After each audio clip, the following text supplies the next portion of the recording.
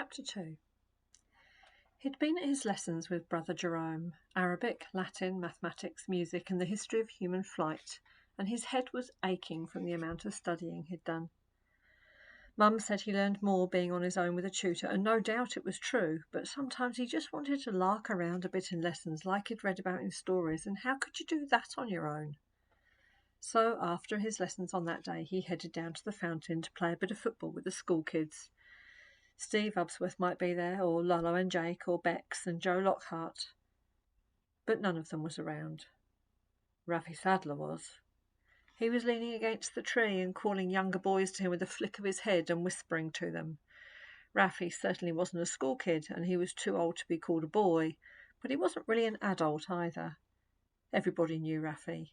He was tall and handsome with sleek shaved black hair, and he gazed at you from big brown eyes with the thickest lashes, almost girly lashes, but nobody would say that. He wore a long leather jacket and a funny little light beard shaved into shape. He wasn't really old enough to have a beard, and it wasn't a very good one. He always had money, and adults sometimes wondered where it came from. Today Raffy deigned to join in the football for a minute or two, kicking around a little. People let him through and didn't tackle him, and not just because he was strong. Soon he went back to leaning and talking on his mobile. Part of Charlie longed for Raffy to call him over, but Raffy had never taken much notice of Charlie.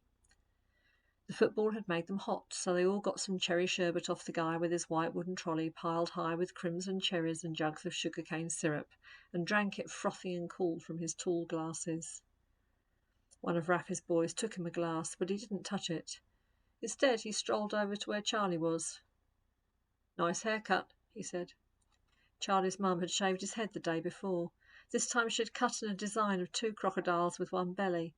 Each has a head and a tail and 4 legs, but they're set like an X, and the centre of the X is their shared belly.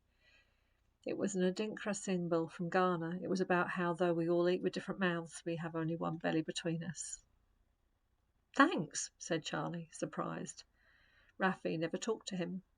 Charlie's parents used to know his mum, Martha, and Charlie knew that Raffy lived alone with her and had left school years ago and been in trouble, and he knew that Raffy was not the kind of guy who would talk to him, and that's all he knew. Charlie couldn't think of anything else more interesting to say. He smiled again and then kind of nodded, and then Raffy had strolled away again, and Charlie was so embarrassed he went home. The sun was heading west, and as he got back towards his street he could smell the evening river smell rising up cool and damp to meet the evening cooking smell of wood smoke and garlic.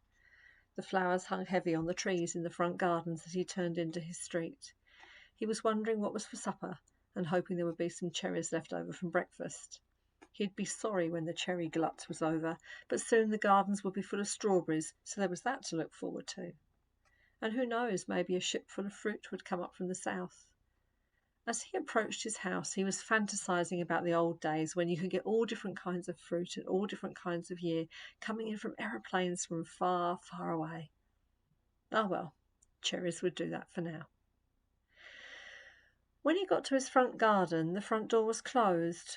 There were no lights on, and there was no good smell seeping out. He banged on the door.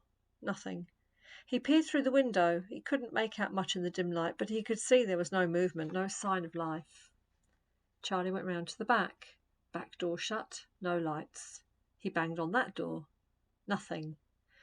Turning to the wall to see if there were any cats about who he could ask if they'd seen anyone, he saw something which clutched at his heart. The door of his mother's lab was open. Not just unlocked. Open. He stared at it for a moment, then he went over and peered in. If there is anyone in there who shouldn't be, they would have closed the door to hide themselves, he reasoned. Therefore, no one is in there who shouldn't be.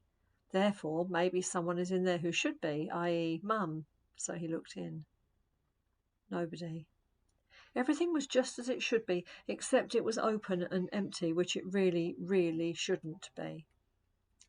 Stepping back into the yard, Charlie closed the door carefully and quietly behind him. At least it looked right now, as right as an empty, dark, locked-up house can look when you've come in for your parents and your supper. He felt a strong, twining, furry thing around his ankle and looked down. It was one of the skinny, tough, big-eared cats from the ruins. He bent down to talk to her, because you don't pick those cats up. Cuddly they're not. "Hey, Petra," he said. "She's gone," said the cat in her scowly voice. "Gone where?" said Charlie immediately. "Dunno," she said, her yellow eyes large in the dimming light. "Gone off by the river. It was some of them half-wits saw it. Least they arks the river cats to keep an eye out for 'em. Ain't heard nothing yet." The cats were always having feuds, so Charlie wasn't concerned about the half-wits. "Who's them?" he asked. The cat stared at him, unblinking. "Your mum," she said, "and some humans." And she leapt up onto the wall out of Charlie's reach, a grey arc flying through the dusk. Her tail flicked. "Humans," she hissed again and disappeared. Charlie sat down on the back step and felt sick. Why would his mother go off by the river with people the cats didn't recognise? "Marshal your thoughts," he told himself. "Marshal." Charlie couldn't even get his thoughts to line up and keep still, let alone stand to attention so he could inspect them. Only two thoughts stood out. One, he didn't like this one little bit, and two, Dad would know. Charlie reached down into his tutor bag, and as he rummaged, his little phone lit up, clear and turquoise like the sea in summer. He pulled it out and keyed in his dad's number. A computer voice with an Empire accent answered. "The apparatus is not functioning. Please try later." "The apparatus is not functioning. Please try." Charlie cut it off and huddled down into the step. It wasn't that warm either. "Dad's probably on the train, and that's why his phone's not answering. That'll be it. I'll go to the station and probably meet him on the way. Otherwise I can wait for him and he'll know what's going on." Charlie leapt up before the comfort of this version of things deserted him, and he raced around to the front of the house, out of the yard and onto the street. There were a lot of people, all coming from the opposite way to him, a tide of people returning from work, coming down from the station. He forced his way against the tide up to the marketplace, where the stalls and tents were still up and open, festooned with fairy lights, selling last-minute treats to tired commuters. A handful of sheep were still in the pen beyond the fountain, and their plaintive cries added sadness to the bustle. In this darkness, everything familiar was different, and he really didn't like it. He hoped he wouldn't bump into any of the alcohol guys, the loud, lurching ones who made no sense and smelt so bad and could appear at any time. Up by the station, he parked himself in a pool of yellow light under a lamp-post. People flowed around him, all sizes, all colours, but no Dad. Charlie didn't want to try telephoning again, because someone might see his phone and nick it like the big school kids do off the little school kids, even though it's useless, because as soon as the little kids' parents find out, they cancel the phones anyway, so they can't be used. Pathetic, Charlie thought, people trying to prove how cool they are by nicking something useless off a tiny kid. "Come on, Dad." Perhaps he came by bus. The bus stops over the other side of the market. Perhaps I missed him in the crowd and he's gone home and found neither Mum nor me. Or maybe he's working late. Maybe I could go to his office at the university. But Charlie knew that was dumb, because he had no idea where Dad's office was, except it was by the river, a long way from here.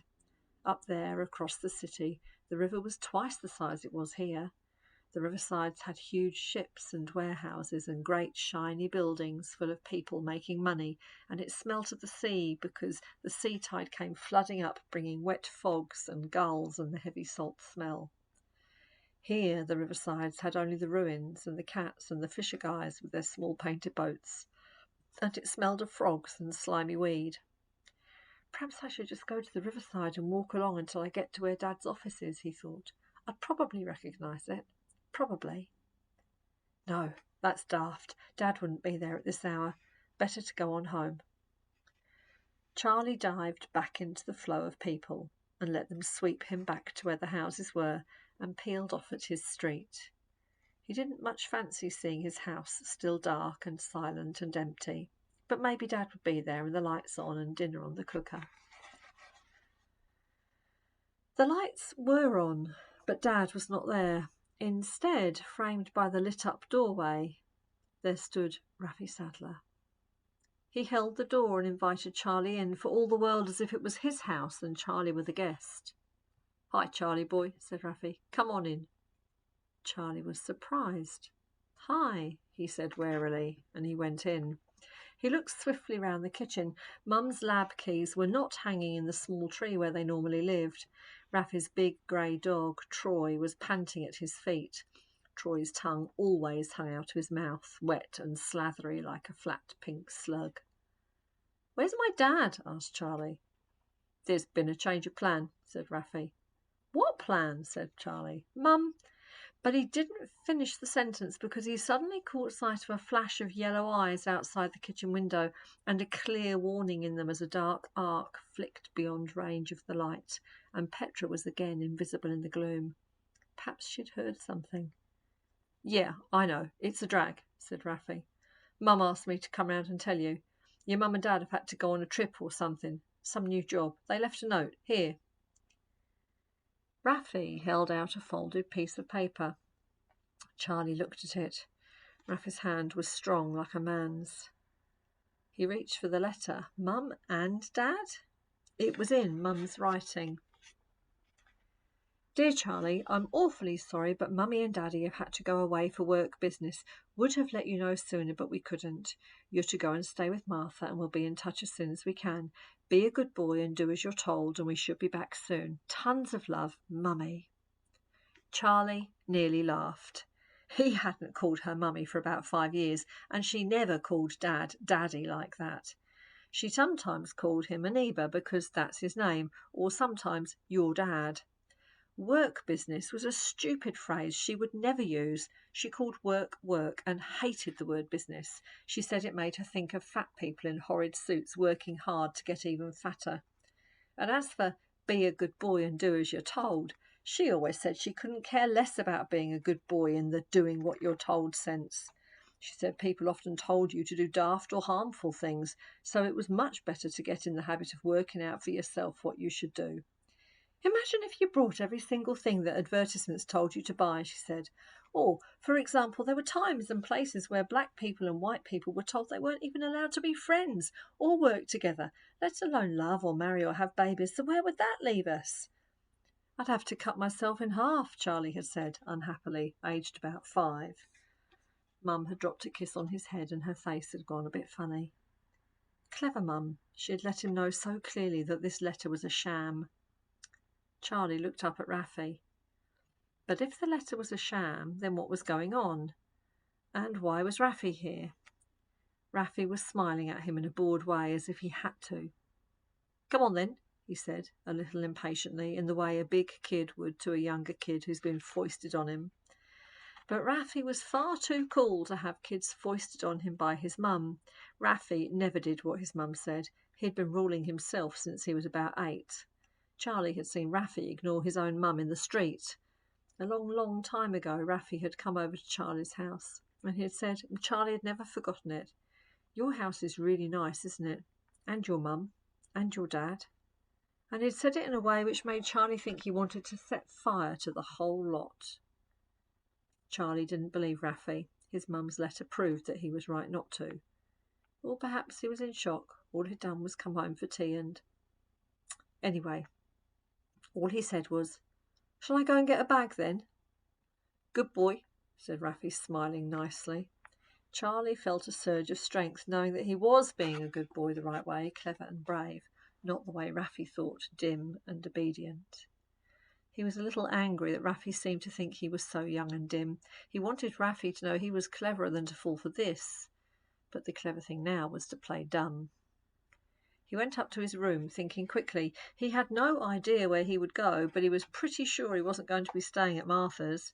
He had to get himself ready for anything. Picking up his strong leather camping bag, he put into it his Swiss Army knife with all the different tools and blades, a pair of socks, the little solar panel that would recharge his phone, and, after a moment's hesitation, the big furry toy tiger, without which he found it hard to sleep.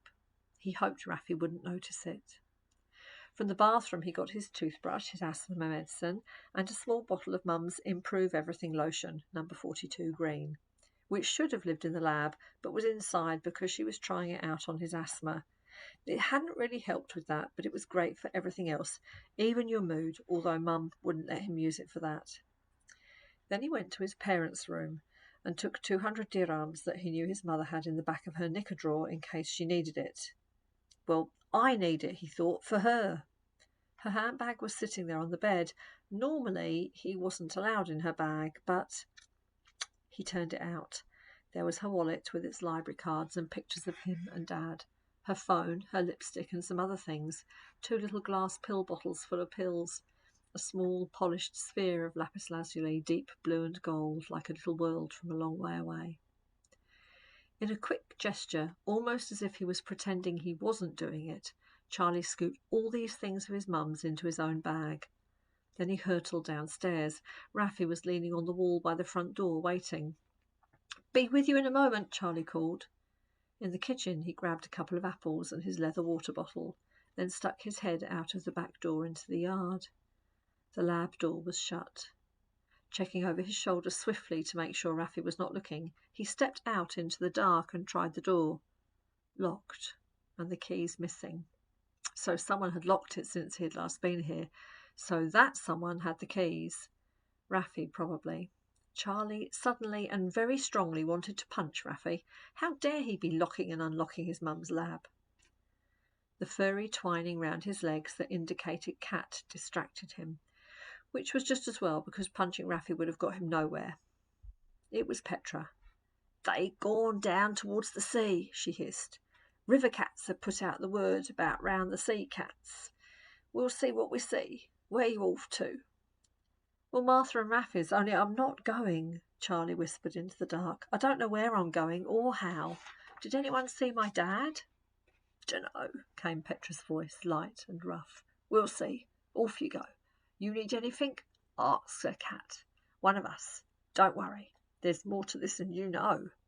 "What?" said Charlie. "Petra, what?" "You ain't alone," she said. But he couldn't see her, and some change in the air told him she was gone. "Well, that's good, I suppose," he thought to himself. "Hey," Raffi called from the front of the house. "Coming," Charlie called back. "Just locking up." One more thing, he thought, as he pulled the kitchen door to. He looked up onto the top shelf of the dresser, and sure enough, there it was, tucked behind the honeymoon photograph where Mum had put it, the letter, or whatever it was, written in her blood.